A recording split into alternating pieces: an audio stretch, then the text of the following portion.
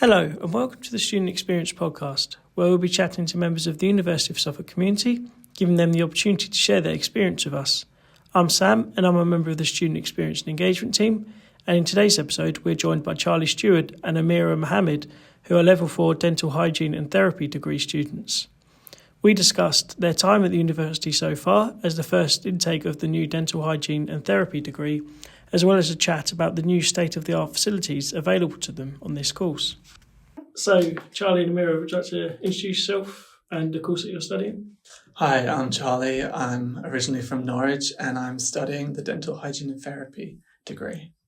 Hi, I'm Amira and I'm originally from Birmingham, but I've come to Suffolk to study the same degree, Dental Hygiene Therapy.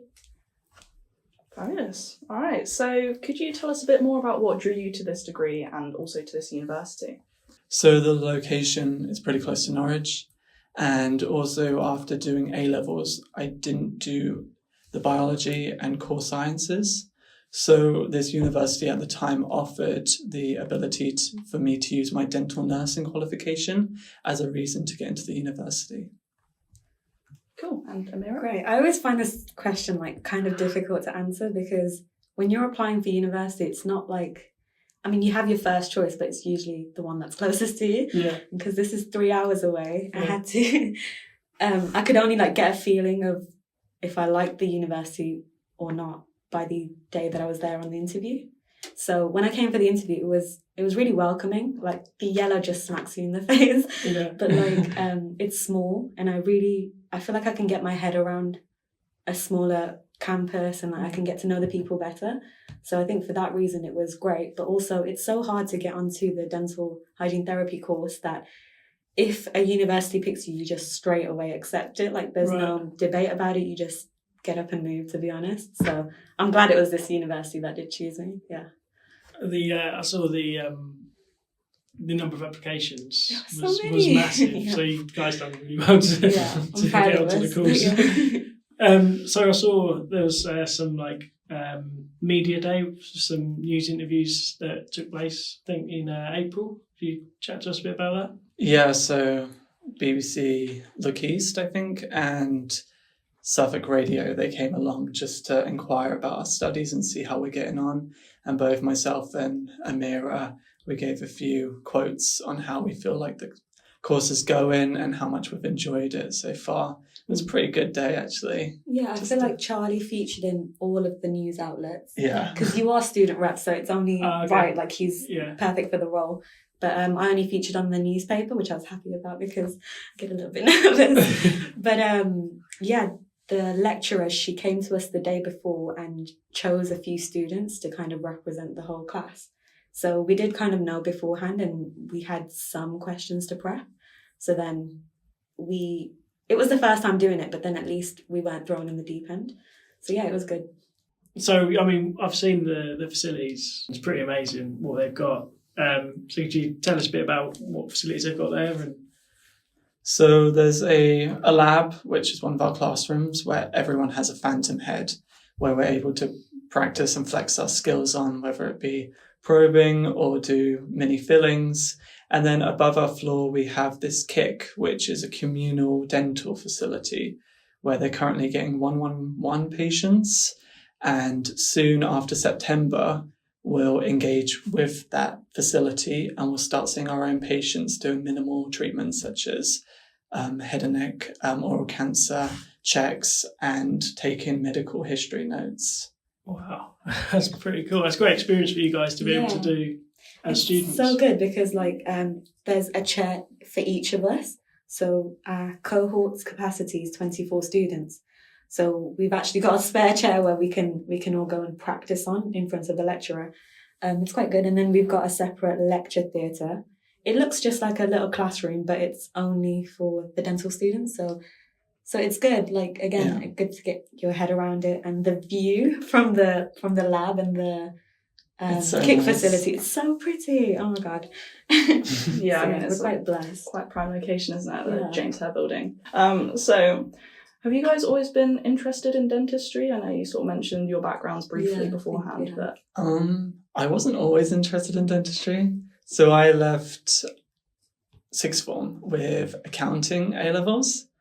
And so I pursued an accounting apprenticeship, but I just didn't enjoy it. It was that kind of mundane 9-to-5 job when you're just in front of a computer all day and you don't have any client interaction, whereas dentistry is a completely different ballgame.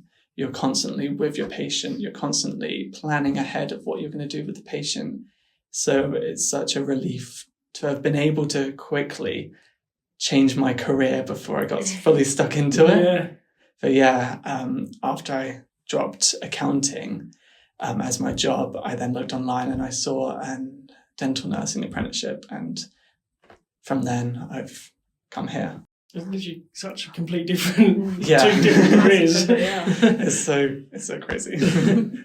Yeah, for me, when I was younger, like in primary school, going up to high school, like I really wanted to be something in dentistry, preferably a dentist. I even did my, year 10 work experience in a dental practice. Cool. But then, like during A-levels, it was just really confusing, and I think they had a certain amount of capacity that could choose like the science subjects. So didn't really get to choose or do the biology A-levels and stuff like that, which is what you need in dentistry. So I scrapped my original plan and then decided to go down the architecture route. I actually went to University, DMU in 2019 for architecture. Did almost a year of it, and then I withdrew as well because I hated it. But I'm glad it happened because it was like the mixture of art and maths, and I love both of those subjects. But then coming back to dentistry, I'm really glad that I did that. So after I withdrew from university, I went and did an apprenticeship in dental nursing, then dental nursed for 4 years, and then applied for this. And this is my second time actually applying for dental hygiene therapy because, like I said, it's so hard to get into. So I'm glad it happened when it did because this course wasn't available last year. Yeah. Yeah, I mean, it must feel pretty strange being the first ever cohort for the subject here. It's quite wonderful, actually. Really? You get to unbox everything like as if it's a present for you. Yeah, that's cool. So I also believe you're working on your own independent projects, which is linked to your degree. Would you like to chat a bit about that? Yeah, I think Charlie is. So currently I'm writing for the dentistry.co.uk magazine. I've done 2 co-written articles. So I did one on what it's like to be a dental therapist as a person who's in university. So I completed that with 2 other dental therapists, one who's recently just qualified and then one who's been in the field for about, I'd say, 5 to 10 years. So it was kind of judging each person's experience and kind of the difficulties they face in their field. Mine aren't so much as the others, but we all have difficulties and we all have passions to be able to be who we want to be. And then my other co-authored article was about, is dentistry a safe area to be queer? And is it like a pro area? And I came to the summarization like all medical fields, they are all pro because as medical professionals, we all want to help people, regardless of who they are. We work to help people. We don't care who they are. All we want to do is help. And I've recently written another one, which is coming out next month or this month, which is about Dentaid, which is a dental charity. They have units which they take around the nation and they volunteer by getting dental professionals to work in these units and having patients. So they could be children, they could be single parents, they could be people who are homeless, people who have been abusing drugs, different communities who they'll strive to help and better their lives. Are these units like a bus or like what is it? How do they get it across? So yeah, they're like buses. So they have 9 in total now. So they drive them around. Is it one clinic per bus? Yeah, there'll be one clinic. Okay. That's cool. It's quite amazing. I did it last year in November and I've signed up for this September to do it again. So that'll be something fun to do in the holidays. Yeah, that sounds amazing. Sounds really rewarding as well. Yeah. And I mean, you clearly haven't, got any shortage of extracurricular activities. So of course you said that, you had accounting in mind before you came to university quite a while ago. But were there any other courses that you were considering when you were deciding to go into higher education? I wouldn't say so. Yeah. I was pretty stuck. I think after going to university for the first time, I kind of wanted this last choice to be like my only choice after it. I'm traumatized. No, I'm joking. Because I was already in the dental field working, I really was set on it at this point. I made the choice and I was really happy with it. So it was definitely the only thing, or nothing at all. And I don't think a lot of people know that because people are like 17, 18 when they're choosing to go to university. So they're not exactly sure of the route that they want to go down. And often it's like, not always, but often it's like family pressures. That's like, you've got to get a degree. You got to just try it, even if you don't like it. But I think people end up sticking to that degree because they don't see that there is another option. But if people would end up hating it in the first year, you can withdraw in the first year, and then you'd still have your student finance that will be able to fund you for another full course. But then, so how student finance works usually is that you've got your full course and then an extra year to either do your master's, or if you had to do a foundation year, or if you withdrew and you want to try again. That's how it works. So I don't think a lot of people know that unless they actually call them or do their research on it. So there's options out there for young people if they want to. I'm 24 now and I've decided to now go to uni again. So there's always something. Yeah. No, that's really helpful actually for a lot of people. I think there's so many things about higher education that people are not only unaware of, but they assume that it's not for them and it's not going to work out for them. And it's such a daunting thing because education, there is so many amazing people out there who have these amazing qualifications that they got on the first try, but it's not always like that. So there's no harm in talking about it and talking to other people about it and figuring out what you want eventually. There's no time limit on each person's lives. Everyone does things in their own pace, and I think that should be talked about a little bit more, to be fair. But yeah. That's really, it's really interesting that is an option to students. There's so many people on our course who aren't just I think there's one girl who's 19, but the rest of them are in their late 20s, they've got children, and you don't normally see that in dentistry actually when you apply for a course. Okay. It's normally they want the perfect A-level students. If you take a gap year, they don't really prefer that. But this university is actually really accepting, and it was great, refreshing to see actually. I'm quite happy. So with students, and it sounds like your course is quite full on. You've got a lot of practical sort of things to do, maybe outside of your sort of lessons. So how do you find sort of your study life balance? I'd say it's okay. I feel like I can fit everything in my daily life. I manage to do my studies, and then I'm able to call my family and friends. Do what I want, as in watch Netflix, and then I also get to go to the gym. So it's pretty flexible compared to what I was doing before as a dental nurse, where I'd finish work at 5:30 and get home at 6, so I'd hardly have any time to do what I want. So it's really relaxing, actually, I'd say. Yeah, I think our timetable is quite flexible in that sense. Yeah. So we start at 10, our day kind of finishes at 3 latest, and then we've got Wednesdays off, so we come into university 4 days a week. It's still full on, but then you've got the time to revise, you've got the time to recalibrate and then come back to university. Some days, after uni, we are really knackered, especially a practical day where there's a new skill and it really does hurt your hand when you're trying to use these new instruments. But it's the way they've planned it, it's really good. And then I think after 10 weeks, that's each semester, we've got a good break where we usually go back home and then have fun and then come back. Yeah, so I mean, you kind of went into it a little bit there. What is a sort of typical day like for you guys at university? Actually, so I'd go to uni Me, I love food, so I like to plan what I'm gonna cook at home. So then, yeah, mine's basically like university, revise, cook, chores, and then back to uni. It's really boring, actually, if you think about it. What about you? I normally meal prep every Yeah. Monday, just so I don't have to go into the kitchen, just because it gets so hot in the summer. And yeah, I feel like my day is pretty okay. I do university work, go to the gym, as I said, call my family. Sometimes we stay in the university facility to do like a group revision. So that's quite good actually, because each of us individually will revise in different ways. He's very technological and I'm like, I love pen and paper.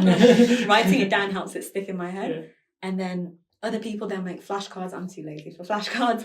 But when we come together, we use each other's tools and it's so helpful. Like, I prefer learning that way because hearing it from somebody else, you might have missed some sort of knowledge or focused on something that they haven't. So then you're kind of teaching each other and learning at the same time. So it's useful, I think, really. Yeah, it's extremely useful.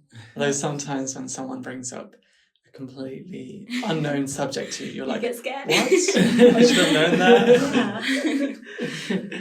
Is there sort of a sense of imposter syndrome then when somebody brings up something you're unfamiliar Sometimes, with? and you're just nodding like, Sometimes, yeah, I know what you're talking about. And then you're writing it down like, I've got to research this later. I was always a flashcard. Yeah, there you go. That was always my sort of thing. Good for you, because that's effort. So you mentioned that you come from originally from Birmingham and Norwich. Yeah. So you staying locally and then do you go back in term? Yeah. Or? So I had a private accommodation just because I don't like sharing. So like I said, I love to cook, so I wanted my own kitchen and my own space. And it's just like if like at the end, I've got a lot of stuff. So at the end of the year, I didn't want to have to move here and there. So this place, I'm just going to keep it for the 3 years, and it's like a rolling contract after 6 months. So it works well for me, to be honest. I'm living in halls. It's okay. The kitchen's not always clean, but I tend to just go away at the weekends to my boyfriend's place. So I kind of avoid the halls as much as possible and only just stay there when I need to and for revision. But it's okay.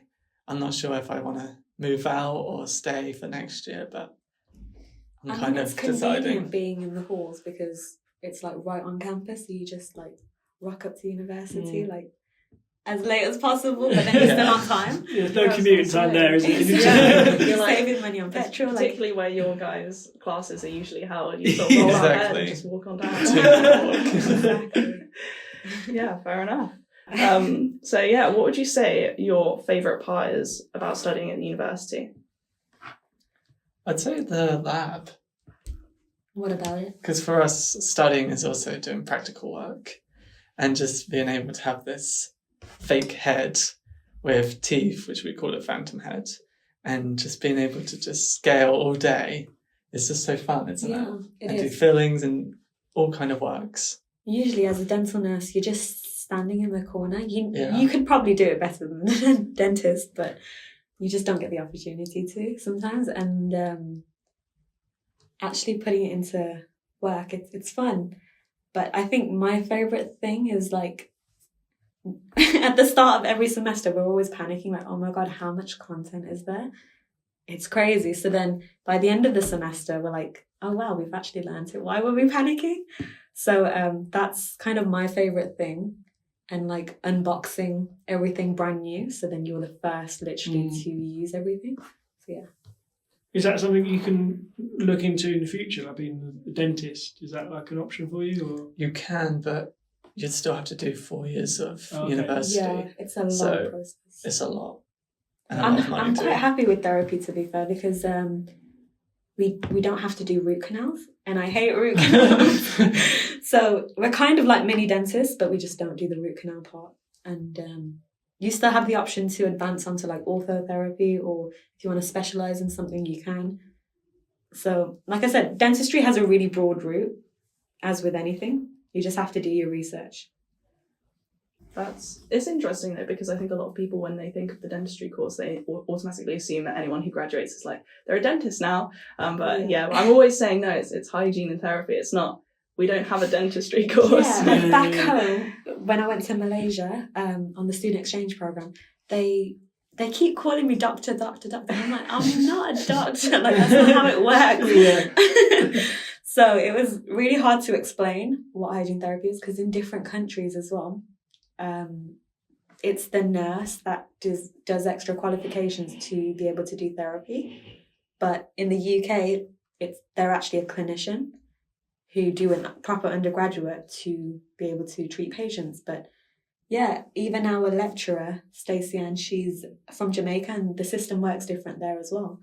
So I didn't realise that different countries process different ways, but it's very different. I mean, back home, everyone's like, what even is a therapist? And I have to explain, like, Amira. No one really knows what the dental therapist does. And like you said with Stacey Ann in America and Jamaica, it's called a restorative hygienist, a therapist. yeah. So it's all these different kind of terminology is used. There's no therapist in America, it's just hygienist who does everything, basically, yeah.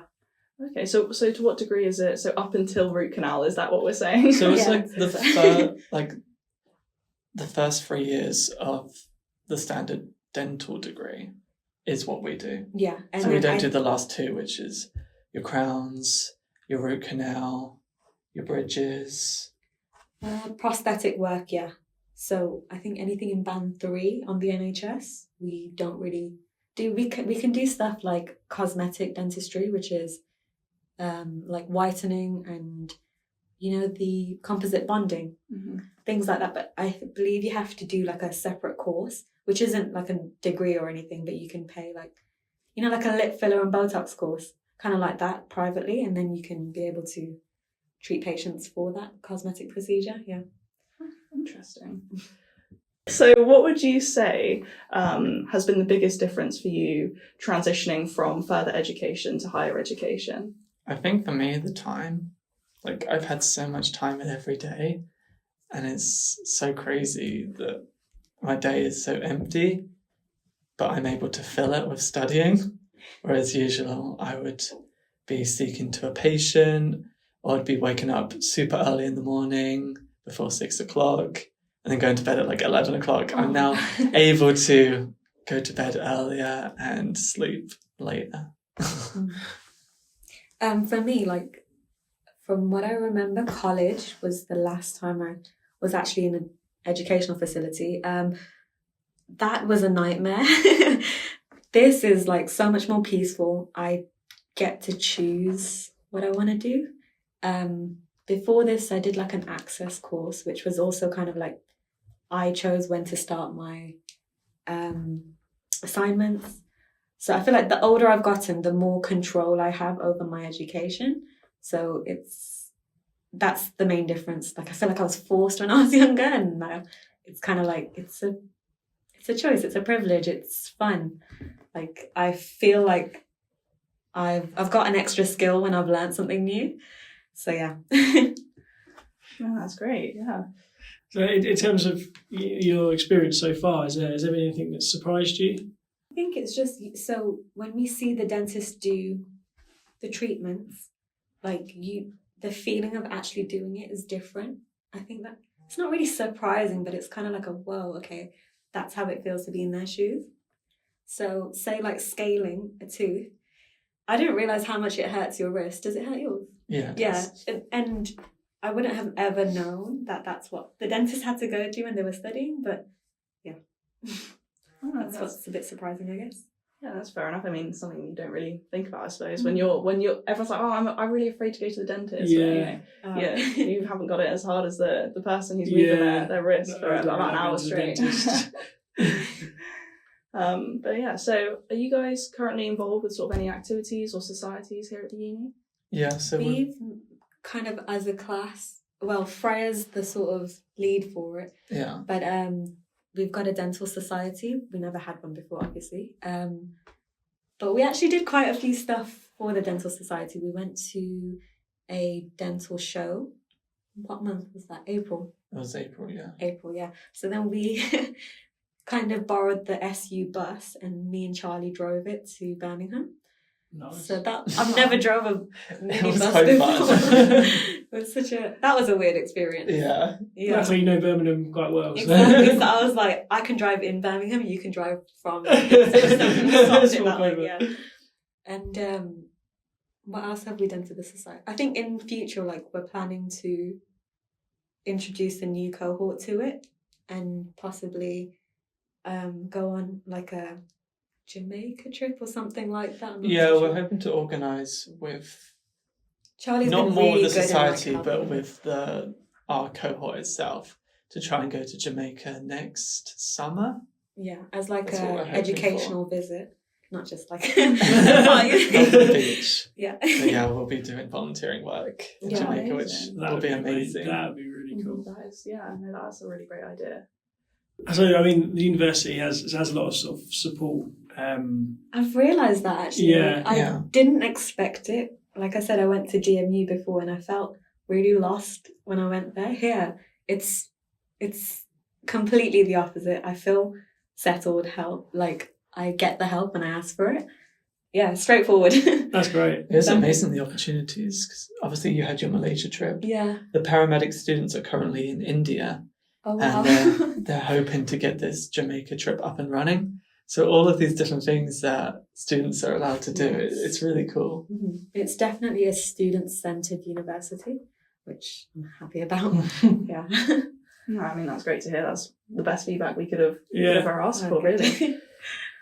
So, in terms of your course so far, have you had any challenges that you faced that, you know, maybe you've overcome, maybe, you know, the equipment or... I think every time we've had a new term or a new module, we've been like, oh my God, how are we going to remember everything? Okay. And obviously we managed. There's literally so much like embryology. The sound of that even is like Got no It sounds idea scary to I was gonna say, no idea what that'd be about. that has been a nightmare, but we've learned it surprisingly. Like I said, it feels like a proud moment once you've actually learned a topic that was really difficult. But I think it's good that we're going through this now, because then, you know, the future cohorts, we can actually help them. Like if we do like a little buddy system to help them revise, we can actually kind of be there for them. I wish we had that, but being the first cohort, we knew what we were getting into. So it's a learning curve for everybody, really. The tutors as well, they're quite new to this place. Yeah, don't know. But yeah, it's an enjoyable experience for everyone, I'd say. Yeah, That's good. Yeah, I mean, it seems like you guys have honestly settled in quite well, considering you only started in January, was it? February. Yeah. Even more recent then. Yeah.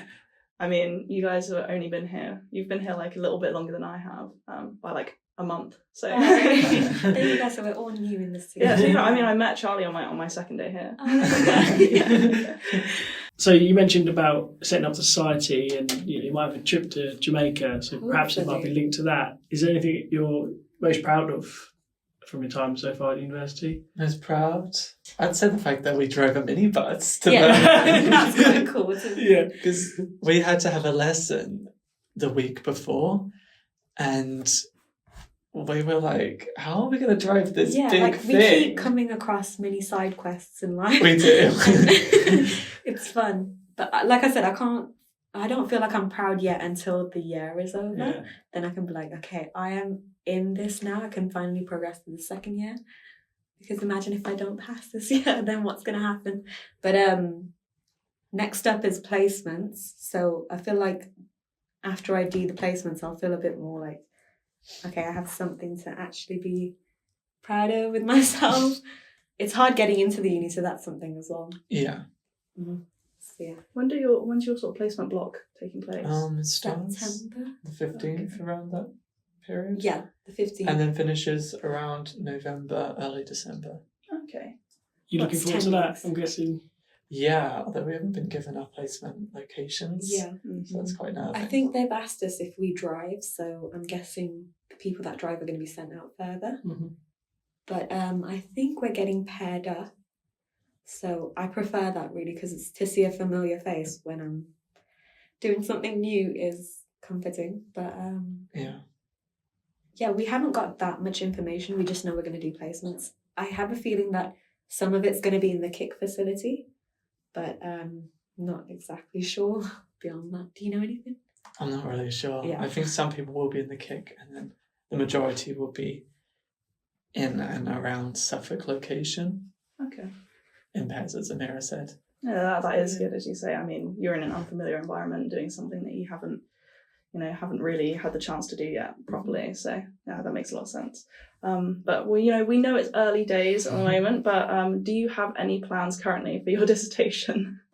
To be honest, I don't even know what do you do in a dissertation. It's a really long essay. Yeah, really. basically. And you can choose the topic. Yeah. But it's a scientific. It's a research paper. Yeah. So you might Okay, want I to look into guess for me, I would do something about the difference between like fluoridated or like antibacterial mouthwash and like herbal mouthwashes. If the herbal actually does a difference, maybe I could do like a little case study over a period of time and then talk about what I find in comparison to fluoride, which is a standard thing that's promoted and we know it works, but what extent compared to the herbal stuff like, because people tend to use aloe vera and charcoal, I've noticed. So that's not usually recommended, but maybe I could talk about that. I don't really know. Mine's similar. So it would be the difference between antimicrobial mouthwash and hypochlorous acid, and just like seeing if there's a need for hypochlorous acid in like the dental oral cleaning routine, and seeing if it's more effective than the antimicrobial mouthwash that we currently have. That sounds really interesting. I was going to say, both will be really hard to kind of stimulate. Yeah, we'll probably need to force a few patients. of course, yeah. It'll probably be the students. Yeah. I guess that's a good thing. You sort of could get anyone to do it. Really. Yeah. If they're a dental student from next year's cohort, possibly. Yeah. Recruits. Yeah. I mean, to be fair, I had no idea what I was going to do in my first year of uni for my dissertation. I barely knew what a dissertation was. So the fact that you guys have ideas for things that you could potentially write about is already impressive. So We've got a few years. We might change our minds. Yeah. That's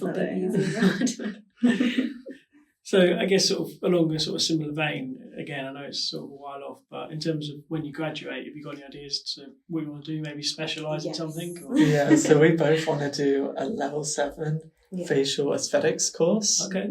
Hopefully together at the same time. Yeah, we're planning. We wanted to do it like this year. From the dental show, we saw like a little booth that we were interested in it, but because it's level 7, you have to put a lot of time and effort into it, and doing it alongside the degree, it doesn't make sense right now. So then we planned shall we do it after when we're close to graduation? So that's one thing, and then hopefully I want to do orthotherapy after a couple of years of doing hygiene. So then I'd be putting on braces under a prescription of an orthodontist, and then eventually, if I've got enough money, we wanted to open a little cosmetic clinic / dental practice together. But, whilst doing our dental therapy as well. Yeah, we'd be working, but also orthotherapy. we've got that little business running.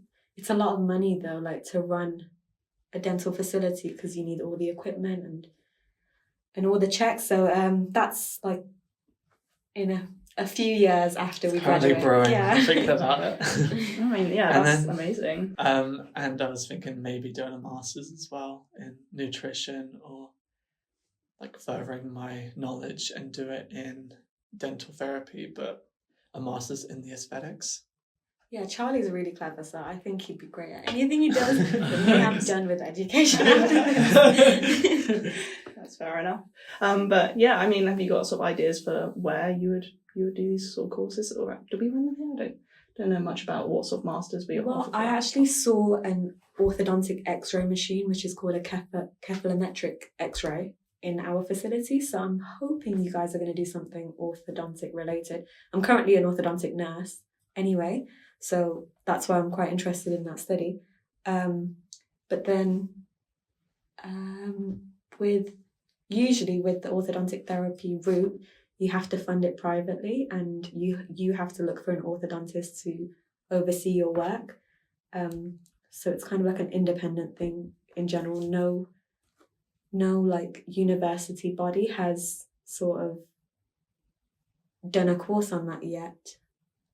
But facial aesthetics as well as private. What else? With the nutrition, there's a small university in London. It's like the Science Tropics University. I don't know if I've got the name right. I'm familiar, so it's right in my mind. Yeah, so I do the nutrition or public health, which I'm also thinking about. And then the advanced aesthetics therapy masters would probably be at UCL, University College London. So yeah, it's just there's a lot of options out there for you, basically. The future's in our hands, very much. We can do anything. It's amazing to hear like all the sort of ideas that you have, and you're so excited about the future. That's really great to hear. Yeah, I'm happy that we've got a positive outlook on it.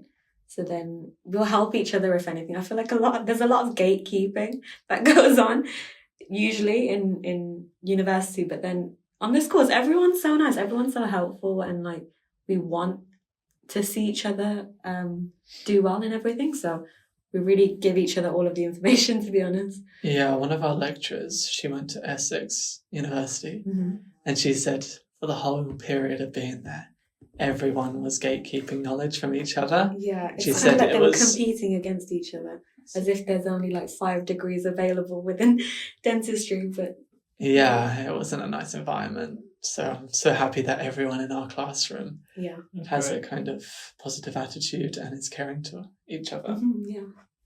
So that's great. I know you guys, you only started in February, but maybe if you were to look back on your first day, what you know now, is there anything you'd say to yourself to, get yourself prepared? Or Read your emails, because there's so many opportunities on there. For example, this podcast thing, we only saw it because we read our emails. There was another thing where I helped do a survey, and they give you £50 just for participating for 2 hours.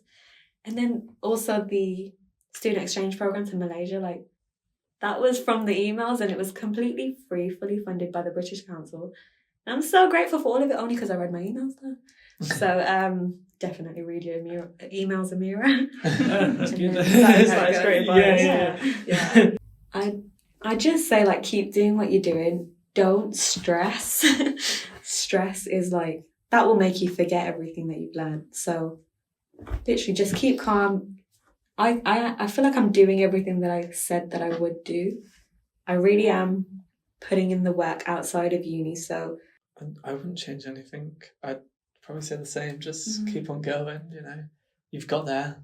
You just need to maintain it, and you're not dropping out. See the bigger picture.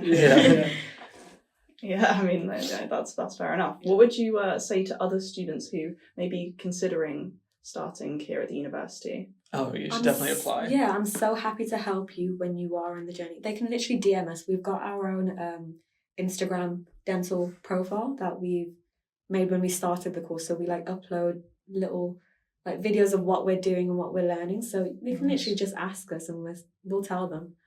Yeah. Drop the at. What's it? Okay, let me get it. We'll put it in the link, because we'll put it in the description.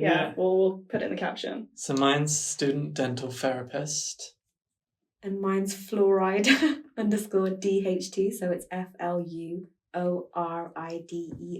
_DHT. Cool. Yeah. All right, good. That's also for us as well, so we can go find it and then link it in. Okay. Yeah. Thank you. That's really interesting conversation. You can really tell the enthusiasm you guys have got for your course. Yeah. So we've got the final question now, which is answer one, ask one segment. So what will happen is you'll answer a question from the previous guests, and then you'll pose on to the next guest. So I know that you know the previous guest from your time in Malaysia. Yeah, I love her. We were put in the same apartment. There were 5 students that got chosen for the program, so then we were kind of paired up for the living arrangements. And then she was so cool. She's funny, and we got along really well for the 3 weeks. Surprisingly, we didn't talk to each other much before going on the program, and we all got along really well. So we've made new friends after the trip, to be honest. Yeah, no, that's amazing. I mean, it's just another great opportunity to meet people, isn't it? So, Yeah. So the question that she posed, which I think maybe I could link in quite well to your course, is in terms of your course so far, is a favourite thing about your course in terms of maybe a specific procedure that you like doing, or? I'd say The the recent fillings, yeah. PRR, so it's a protective restorative resin. Yeah, we got And to this use is the our- hand pieces. Yeah, our first introduction to a proper filling. So we were able to fully grind into the tooth, Drill the remove tooth, the fill it the fake caries, and then apply the resin into the tooth, which was really fun. Really actually. fun, yeah. That's like a longer procedure. I also like using the scalers, like the ultrasonic and The Cavitron. the Cavitron and the piezo. So they vibrate really fast, and it's so satisfying when you see the calculus just come off. It's a bit sad, isn't it? you know, if I knew what you were talking about, I'd be having a great time. hard and see. back on the teeth. It just vibrates really fast in an Mhm. ultrasonic speed, and it projects water. So then it just takes away all the debris from your teeth, and it gives you like a smooth surface, bacteria free. So that's really satisfying for us to see. Yeah, I can imagine Sounds that. I like- can yeah. imagine That would be good, quite- like TikTok brain rot. Yeah, Yeah. we put nail varnish. It's kind of like pimple popping. Yeah, you guys, It is. you need a TikTok where you just, Yeah. Maybe. Indeed. It's so fun. ASMR. We we're put just- nail varnish on the phantom heads, and then we just scale it off. Yeah, we're just I was scaling going to that. say, sort of like, what kind of things do you use? So for drilling, do you have just like a bunch of fake teeth and like, It's literally like, you know, like when you see a fake denture, as in the prank. I don't know, like when you see on American TV shows, Yeah. and they've got like this. Set of chattering teeth. Chattering teeth. Yeah, so yeah. it's literally like that, but it's in the phantom head. Okay. We can remove it in and out, screw it in, and we can replace the teeth. So once we've drilled into it, or if the tooth got burnt or anything like that, because Charlie had a situation. So I was removing the fake caries from the tooth, and there wasn't water in the tank. This was my first time doing it, and I literally I started removing, and the whole tooth just burnt up because there was no water in this it tank. melted. So I had to then quickly put water in, and then But eradicate you can the burn. replace the tooth, so you've got a brand new tooth by the end of the time we've finished with it. And we'll have to, unfortunately, share the phantom heads with the new cohort when they start. So they'll have their own set of teeth, and we'll have ours. So there's no interruption with our continuous work, basically. That's really interesting. That is particularly interesting to hear because we have, as we said, we've seen the facilities. Sort of, we just wandered around. We weren't like given a real tour. We just sort of walked in. Yeah. Hopefully that's okay. But yeah, no, it's really really interesting to see because of course in the health and wellbeing building you have like a bunch of dummies around and everywhere. And then we went into the lab. We saw just like a head, and we're like, yeah, well, this is clearly just a norm for us now walking through the corridor, just seeing sort of dismembered. Yeah, the body ones parts. in the health and wellbeing centre, they blink and breathe. And Wow. that was quite weird. Ours don't do that. Ours are motionless. I see. Yeah. So, do you guys have a question that you would like to ask our next guest? If you were to graduate, what would your route be after graduation?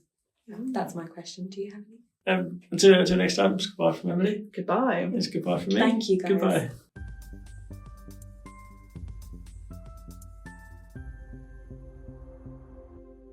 Thank you for listening to the Student Experience podcast. If you would like to be a future guest, email studentexperiencesteam@uos.ac.uk or follow the links to our podcast application form through our Brightspace page. You can also reach out to us through our Instagram page, UOS_student experience.